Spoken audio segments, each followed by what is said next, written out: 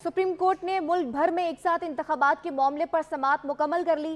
Chief justice ने remarks दी कि कोई टाइम लाइन नहीं देंगे, आज की समाअत का मुनासिब हुक्म जारी करेंगे।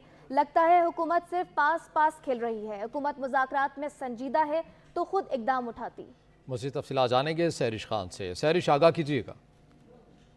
जी बिल्कुल, मुल्क भर में इंतखाबात के हवाले से केस की समाअत आज हुई है और आज इस समाअत को मुकम्मल भी कर लिया गया है। केस की आज ये तीसरी समाअत थी। चीफ जस्टिस की सरबराही में सुप्रीम कोर्ट के 3 रुकनी बेंच ने इस केस की समाअत की है। समाअत के इख्तिताम पर चीफ जस्टिस का कहना था कि इस दरख्वास्त के ऊपर मुनासिब हुक्म जारी किया जाएगा। मुज़ाकरात के हवाले से अभी कोई हिदायत दे रहे हैं और ना ही कोई टाइम लाइन दे रहे हैं। मजीद चीफ जस्टिस पाकिस्तान का कहना था कि आज तवक्को थी कि दोनों फरीकैन की मुलाकात होगी। अटॉर्नी जनरल का ये जवाब था कि कोशिश होगी कि दोनों कमेटियों की आज ही पहली मुलाकात हो जाए। दौरान समाअत दरख्वास्त के वकील शाह कावर ने भी बात उनका कहना था कि दोनों फरीकैन मुत्तफिक हों तो हल निकल ही आएगा। सुप्रीम कोर्ट, जिस पर फवाद चौधरी का भी सामने उनका कहना था कि सुप्रीम कोर्ट भी आइन तब्दील नहीं कर सकती। सियासी जमातों को इलेक्शन की तारीख देने का कोई इख्तियार नहीं मिलना चाहिए। मजीद उनका कहना था कि ऐसे हुआ तो कोई भी हुकूमत इलेक्शन के लिए फंड जारी नहीं करेगी। पार्लिमान और अदालत नहीं बल्कि सिर्फ आइन ही सुप्रीम होता है। मजीद फवाद चौधरी का कहना था कि सियासी जमातों का इत्तेफाक़ी राय भी आइन तब्दील नहीं कर सकता। चीफ जस्टिस पाकिस्तान का उस पर कहना था कि मुज़ाकरात तो पहले ही हो जाने चाहिए थे। अदालती फैसले, आइन और कानून सभी मौजूद है। आज की समाअत का तफसीली अहवाल आपको बता चुकी हूँ। समाअत का आगाज हुआ तो अटॉर्नी जनरल मंसूर उस्मान आवान रोस्टम पर आए। उन्होंने अब जो मुज़ाकरात का जो आगाज था एक बैकग्राउंड दिया और कहा कि गुज़िश्ता समाअत पर जो सुप्रीम कोर्ट ने हुक्म दिया था उसके बाद जो 19 अप्रैल के दिन में ही हुकूमत और अपोजिशन में पहला राब्ता हो गया था। उनका मजीद ही कहना था कि 25 अप्रैल को यार सादिक और ख्वाजा साद रफीक की असद कैसद से भी मुलाकात हुई। ताहम असद कैसद ने यह बताया कि वो मुज़ाकरात के लिए बाइख्तियार नहीं है और गुज़िश्ता रोज में हुकूमती इत्तेहाद की भी मुलाकातें हुई हैं। दो जमातें जो थी मुज़ाकरात पर राजी नहीं थी, ताहम उनके लिए भी रास्ता निकाला गया है। चेयरमैन सैनिक का भी उन्होंने जिक्र किया। उनका कहना था कि चेयरमैन सैनिक ने ऐवान बाला में हुकूमत और अपोजिशन को खतूत भी लिखे हैं। चेयरमैन सैनिक ने हुकूमत और अपोजिशन से 4 नाम भी मांगे हैं। चीफ जस्टिस का ये सवाल था कैसे के बाद मामले पर क्या कोशिश की गई है, तो जिस पर अटॉर्नी जनरल का जवाब था कि मीडिया से मंगल के दिन ही मालूम हुआ है कि शाह महमूद कुरैशी दरअसल मुज़ाकरात के लिए बाइख्तियार हैं।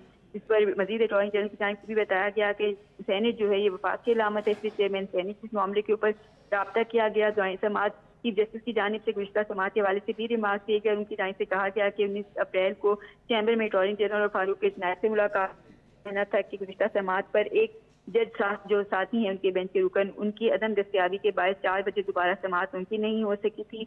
मजीद उनका कहना था कि फारूक इस्नायक ने बताया था कि चेयरमैन सैनिक सहूलतकारी का काम करेंगे। चेयरमैन सैनिक ना हुकूमत के नुमाइंदे और ना ही वो अपोजिशन के नुमाइंदे। मजीद चीफ जस्टिस का कहना था कि हुकूमत मुज़ाकरात में संजीदा है तो खुद इकदाम उठाती। मुज़ाकरात करने में अदालत मजबूर नहीं कर सकती। मजीद चीफ जस्टिस पाकिस्तान का ये भी कहना था कि अदालत सिर्फ आइन पर ही अमल चाहती है ताकि तनाज़े का हल निकल सके और अदालत को कोई वजाहत नहीं चाहिए, सिर्फ हल बताएं। दौरान समाअत फारूक इस्नायक की जानिब से कहना था कि तमाम हुकूमती इत्तेहादी जमातें PTI से मुज़ाकरात पर तैयार हैं और सैनिक वाहिद इदारा है जहाँ पर तमाम जमातों की नुमाइंदगी भी मौजूद है। चेयरमैन सैनिक का किरदार सिर्फ सहूलतकारी का ही है। आज की समाअत के अंदर शाह भी रोस्टम पर आए हैं, जिनका ये कहना था कि हुकूमत की सरार पर अदालत ने ठीक है सहरिश, आप हमारे साथ ही में ज्वाइन किया है executive director News First TV Mohsin Raza साहब ने। मोहसिन साहब बहुत शुक्रिया वक्त देने के लिए। मोहसिन साहब कहिएगा, अदालत की जानिब से कहा गया है कि मुनासिब फैसला जारी करेंगे फ़रीक़ैन को सुनने के बाद, तो क्या देख रहे हैं आप? एक तरफ यकीन दहानी कि मुज़ाकरात होंगी, कमेटीज़ भी आज मिल लेंगी, मगर अदालत ने कह दिया है कि कोई टाइम लाइन मज़ीद नहीं दी जाएगी और अब मुनासिब फैसला आएगा। तो इसका मतलब ये है कि अदालत नहीं समझती कि कोई मुज़ाकरात से आगे बात बढ़ेगी और इसका इजहार PTI के रहनुमाओं ने भी सुप्रीम कोर्ट ने किया है। शाह महमूद कुरैशी तो बार बार सुप्रीम कोर्ट की तवज्जो दी थी असम्बली में होने वाली गुज़िश्ता रोज की कार्रवाई की तरफ दोबारे से, लेकिन चीफ जस्टिस ने भी कमेंट करने से एतराज़ किया और उन्होंने कहा कि हमारे सामने तो इलेक्शन का मसला है।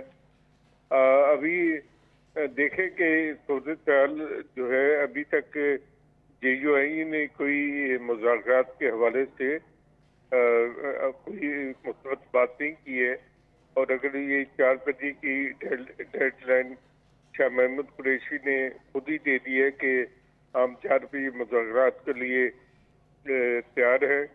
लेकिन दूसरी तरफ से हुकूमत की जानिब से अभी तक कोई कमेटी नहीं बनाई गई और ना ही कोई हतमी बात सामने आई है। तो देखते हैं कि आज क्या होता है और सुप्रीम कोर्ट क्या ऑर्डर जारी करती है। इसके हवाले से इनका ऑर्डर अभी सुप्रीम कोर्ट का जारी होना है।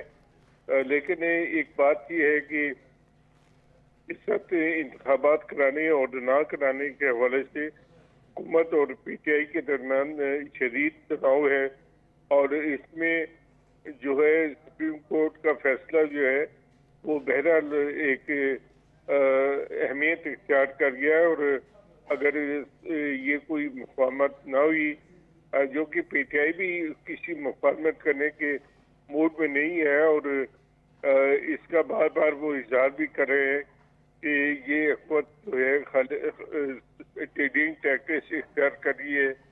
तो लगता नहीं है कि कोई बातचीत किसी नतीजे पे पहुंचेगी। तो मेरा ख्याल है कि ये सुप्रीम कोर्ट का जो फैसला है ये हतमी है और इसी के मुताबिक आगे चलना होगा।